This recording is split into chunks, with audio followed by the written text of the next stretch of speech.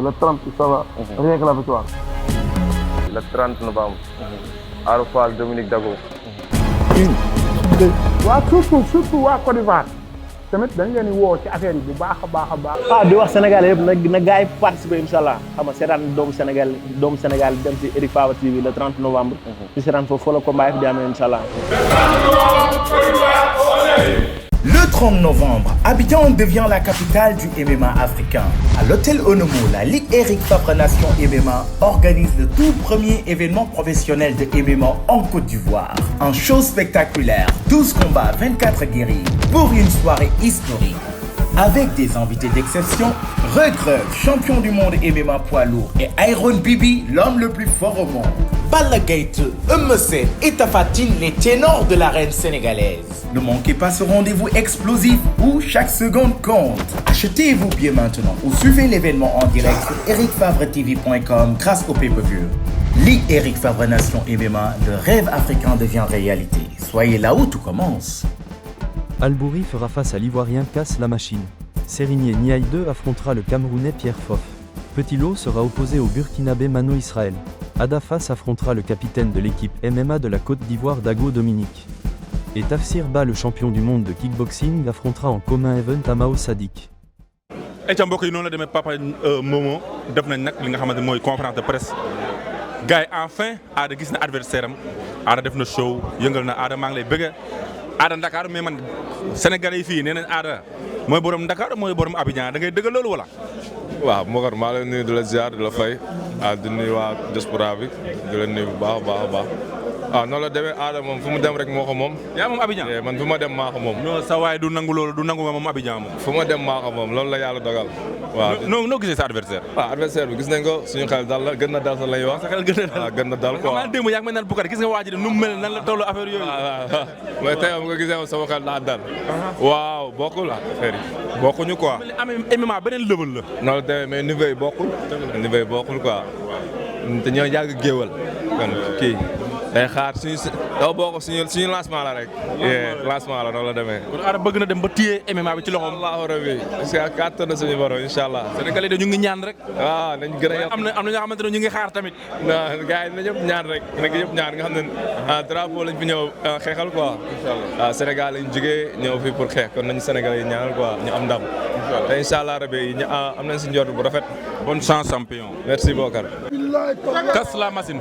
Salut. Oui, salut. Comment ça va? Ça va bien, champion. On dirait que tu es excité là. Je ne suis pas excité parce que je vais dire à l'enfant, il est arrivé sur un terrain qui est très glissant. Ah bon? Il n'a pas choisi son adversaire. Oui, il n'a pas choisi son adversaire parce que je suis plus garçon que lui. Ah bon? Oui. Oui, je suis plus garçon que lui parce qu'il n'est pas encore garçon. Tu n'es pas nerveux? Non, il n'est pas encore garçon. Je ne suis pas encore chaud parce que je serai chaud devant lui, mais ce jour-là, il va se rappeler de moi. Est-ce que tu connais Albouri, c'est un enfant, il n'a jamais eu de combat. Tous ces combats, c'est la plaisanterie. Si elle m'avait en lutte, il va le cogner.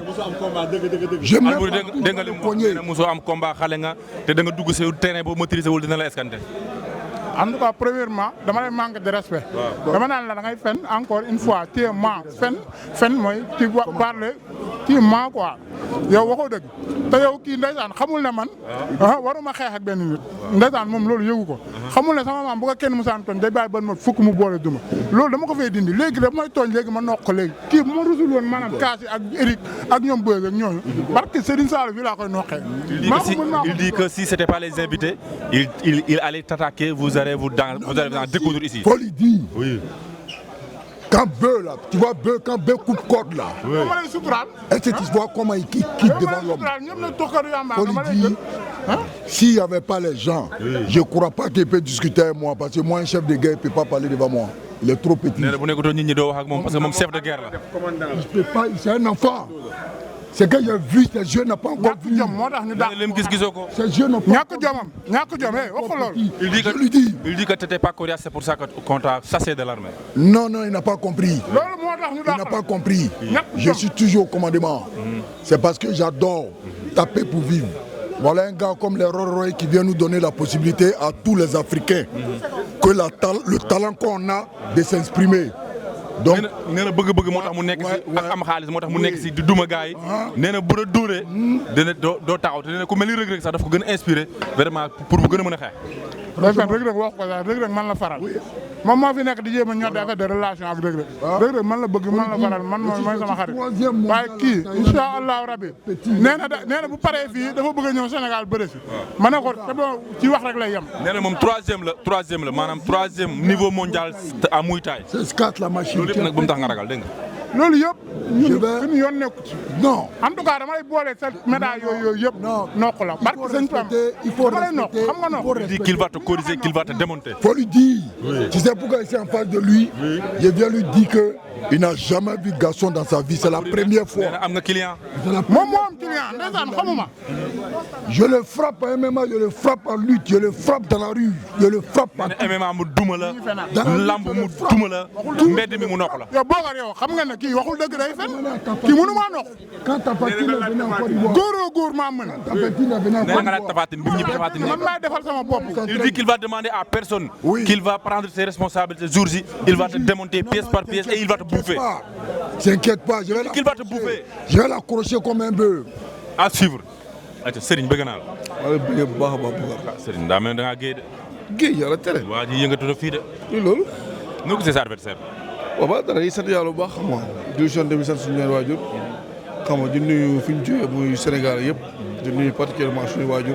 suñu papa suma yaay xam nga di nuyu waa Medina gi ñu juddoo yaroo fa màggee fa. xam nga di nuyu suñu famille yëpp daal suma équipe waa équipe Fass. xam nga suma coach yi Kanté Bodian. Benam Kër Diop xam nga le grand Mantis vraiment daal xam nga rek mu loolu. amoo pression wala trac parce que yaa ngi door a def benn sport yaa ngi door a gis sa adversaire xamoo ko xamoo li mu mënee xamee lu mu tëlee amoo pression wala trac. dama am pression bu ko yow bëgg ñun ay compétiteur lañ bëgg da ngay dugg ci làmb day fekk fa ay 200 mbër nanga mbër. ku ne doo xam ne mu ne nga rente ba génn si donc tey affaire gu yàlla la rek. tamit nag vraiment ñun ay sportif lañ quoi. waaw mooy loolu daal. sa adversaire gis nañ yaa ko xaw a ëpp taay mais xam nga MMA moom loolu yëpp souvent da si joué technique ak mën a xeex souvent da si joué loolu yëpp yaa ngi koy sóoraale. kas mu ngi lay tooñ de kas moom ñëpp lay tooñ. kas bàyyiwul kenn tu es amertant. kas bàyyiwul kenn. il est amertant kas. Buri moom nee naa ko am nga client. waaw dégg ma loolu wax yow. ma ne dama ne kii ngay wóor a xeexal yaa ko ëpp taay certes mais ku ne xam na ne MMA tey taay bi nekku si loolu lu am solo parce que souvent mën a xeex ak xam nga am expérience aussi daf siy joué. waaw ñun daal yàlla dogal na daal pare nañu depuis combat bu mu taxee ba léegi jël nañu ay coach professionnel wóolu leen xam nga ku si mel ni grand Mathis Matar ak Maître Chifo xam nga liggéey seeg ñoom lu am solo ak grand Fongba tamit jàpp si bu baax a baax daal ñu ngi lu am solo donc tey ñu ngi suñuy arme te incha allah rabi suñuy arme ak lu ñu jàng dinañ ko appliqué daal incha allah. ban appel nga lancé Sénégal yëpp. waaw ñu ñaanal ñu rek ñu ñëpp ñaanal ñu rek parce que ñu ñëpp ñu ngi fi nekk xam nga man maa ngi fi nekk xam nga Arafas mu ngi fi xam nga Albouri mu ngi fi Petit Lo mu ngi fi xam nga ñaanal ñu ñëpp ak Tafsir yàlla dafa ñu ndam sedd guy ku si nekk daal ba si naaw jaay kontaan na boobu. te moom ba léegi nag ñu ngi ak Makan nag yaakaar na tey mën nañ ne hôte la invité la tey nekk aussi koo xamante ni tamit mën nañ ne collaborateur ak Ibrahima Faye Beuz ak Eric Favre war fi def benn face to face bu mag a mag a mag waaye sànq li nga jot a gis fii ni tey mu nekk avant goût li war a am samedi Makan gannaaw bi mu la nuyoo ziar la noo gisee gars yi.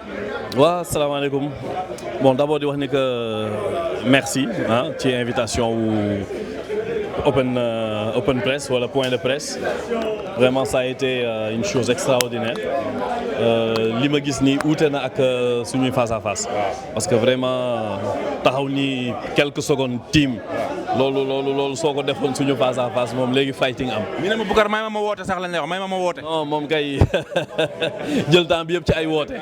te fii moom dañuy woote ne la dimanche dinaa la def lii dimanche wala samedi dinaa la def lii donc ça change c'est bien il y a de l'ambiance bon ñu ciy woo ñëpp vraiment parce que investissement bi bu lourd la donc ñi ciy woo vraiment sénégalais yi fi nekk ivoiriens yi fi nekk yëpp ñu leen di lancer appel ñu ñëw feesal stade bi samedi comme ça ñu def benn fête bu neex ñu jógee fa nag après dem dimanche premier ñu def face à face bi diggante Reug Reug ak Boy Niang. Eric Favre Jim. Eric Favre incha allah di remercier Eric Favre au passage parce que partenariat bu am solo la ñu def man ak moom ci cadre boobu noonu. Ada Fass mu ngi fi il paraît que Lac de Guiers tamit war na ñëw. ñi ngi noonu ci yoon bi di yegg si. mook Boy Niang ñoo bokk vol donc incha allah moom sénégalais yi nekk fii ci Abidjan dinañ kontaan bu soobee yàlla. kon daal dafa mel daal Sénégal ngeen jël rek yëkkati lépp rek andi culture bi sport bi yëpp ñëw andi Abidjan. waaw am na lu ñu jël Sénégal indi ko fii Abidjan. c'est nous daal benn lañ c'est l'Afrique qui gagne. Merci beaucoup. Salut Eric. Bonjour Boucar. Mes encouragements mais aussi mes félicitations vraiment pour le plateau que vous nous avez offert, que vous avez offert vraiment à la population africaine. On a vu des jeunes combattants venir de partout, on peut dire à travers l'Afrique. Un avant-goût du spectacle qui doit se passer samedi. Est-ce que vous avez eu satisfaction du show vraiment livré par les jeunes? Oui, j'ai grande satisfaction, déjà très fier de toute l'équipe du Sénégal qui s'est déplacée ici à Abidjan, très fier de l'équipe d'Abidjan. Il y a en train de se créer une espèce d'harmonie, alors que c'était vraiment pas évident au départ. Tous les combattants ont joué le jeu, les journalistes étaient présents. On sent qu'il y a une espèce de fièvre qui est propre à l'Afrique, et c'est ce que j'aime et c'est ce que je défends ici. Et bon, cette première étape a été franchie et réussie. Rendez-vous demain pour la posée donc, au Eric Favre Gym, zone 3 à Abidjan, et puis bien sûr le 30 pour la finale. La finale, on peut dire que ce qu'on a vu est un avant-goût pour le samedi. Donc samedi, on peut s'attendre à un spectacle de feu. Oui, samedi, ça va être un pur spectacle de fight, puisqu'il y a 12 combats. Donc ça va être quelque chose d'assez intense. Donc on aura vraiment une soirée fight à 100%. On va pas perdre trop de temps dans des distractions, des divertissements, etc. Ça va être vraiment une soirée fight. Voilà. Ça va être une soirée fight. Soirée fight à 100%. À 100%. Donc on a beaucoup de... Là, tous les jours, je reçois maintenant des nouvelles stars qui vont arriver. On a Ayane qui arrive, bon, vous avez Balaguer, Mossen, etc. Mais Lac de Guerre, j'ai Oli la Machine qui est connu ici. Et j'ai plein de Iron Bibi. Iron Bibi qui est l'homme le plus fort du monde qui arrive. Et plein d'autres qui m'envoient des messages et qui me disent comment on peut faire venir pour la soirée. Je leur dis dépêchez-vous, il y aura bientôt plus de place. Merci beaucoup Eric. Merci à vous tous.